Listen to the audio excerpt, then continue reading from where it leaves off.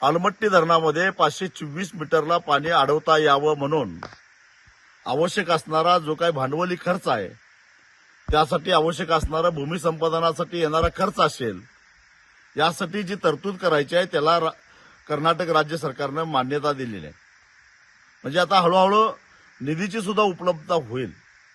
याचा सगळ्यात मोठा धोका कुणाला असेल तर तो महाराष्ट्राला आहे आणि सीमा भागातल्या कर्नाटकातल्या खेड्यापाड्यांना सुद्धा आहे.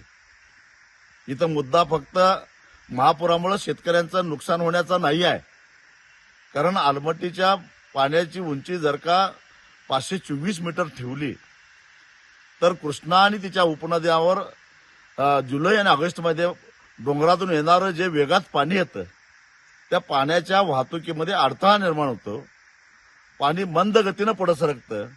या उलट डोंगरातून येणारं पाणी वेगात येत राहतं आणि त्यामुळं 30 दिवस, सव्वा महिना पाणी रेंगाळतं. कोल्हापूर जिल्ह्यामध्ये, सांगली जिल्ह्यामध्ये, पलूस तालुका असेल, वाळवा तालुका असेल, मिरज तालुका असेल, शिरोळ तालुका असेल, हातकणंगले तालुका असेल, करवीर तालुका असेल, या साऱ्या तालुक्यांना त्याचा फटका बसतो. केवळ शेतकऱ्यांना नव्हे तर नदी काठाला असणाऱ्या खेड्यापाड्यांना सुद्धा बसतो.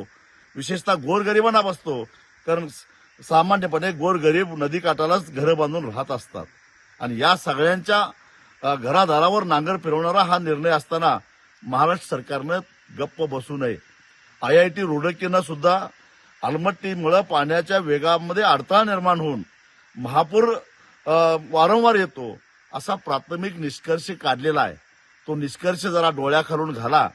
केंद्र सरकारनं ते तपासावं आणि मग कर्नाटक सरकारला कडक शब्दामध्ये सांगितलं पाहिजे की तुमचं धरण हे महाराष्ट्रातल्या सांगली आणि कोल्हापूर जिल्ह्याच्या जीवावर उठायला लागलेलं आहे. तेव्हा कृपा करून असले उद्योग करू नका, असं केंद्र सरकारनं कर्नाटकला खडसावून सांगणं गरजेचं आहे.